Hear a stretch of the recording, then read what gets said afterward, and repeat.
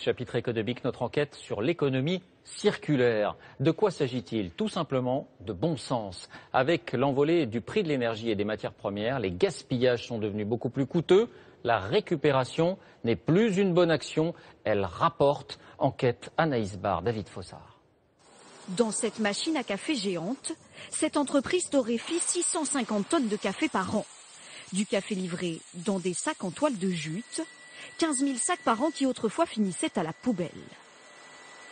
Auparavant, ils étaient mis dans la benne ordure ménagère pour être enfouis ou incinérés. Aujourd'hui, ce sac, on lui donne une deuxième vie. Car cet entrepreneur s'est rendu compte qu'à quelques mètres de son usine, une autre entreprise avait besoin de ces sacs. Du coup, il s'en débarrasse aujourd'hui gratuitement.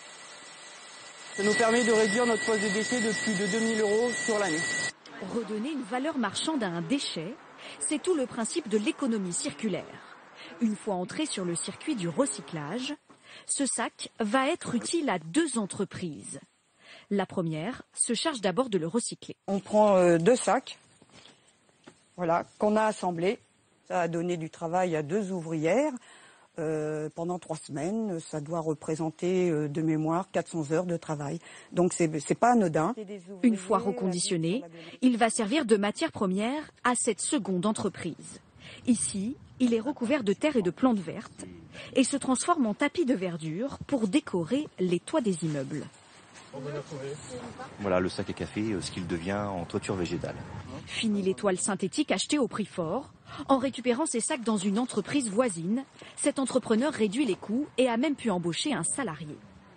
On fait des économies sur la matière première. Ce circuit court favorise les installations rapides, la main-d'œuvre locale, les transports réduits énormément. Donc ce sont des véritables économies pour l'entreprise qui sont de l'ordre pour nous de 10 à 15%. Cette économie de la récupération permet de créer de la valeur avec un objet qui n'en avait plus. Reprenons notre sac. Au départ, il était utile à une seule entreprise qui finissait par le jeter. L'économie circulaire, c'est permettre à ce sac de redevenir utile à une autre entreprise qui finira aussi par le délaisser et pourquoi pas un jour à une 3e entreprise. Une économie qui se développe un peu partout en France. Les voiles de ce monocoque ont d'abord permis à Jean-Pierre Dick de traverser les océans de la planète. Mais une fois à terre, elles vont avoir une seconde vie. On a récupéré cette voile du... Super, dans le hangar là, c'est ma voile du Vendée Globe. Car après les courses, ces immenses panneaux de textiles synthétiques ne servent plus à rien. Souvent on la met dans des containers, ça peut avoir un coût effectivement de la détruire. Non, c'est un vrai problème, c'était un vrai problème. Ouais. Des voiles qui vont être nettoyées, découpées et transformées en sacs de voyage et en sacs à main. L'idée est simple, faire un produit cousu main, y ajouter une bonne dose de marketing en faisant rêver le consommateur avec l'histoire de la voile, et vous obtenez un objet de luxe produit grâce à un simple déchet.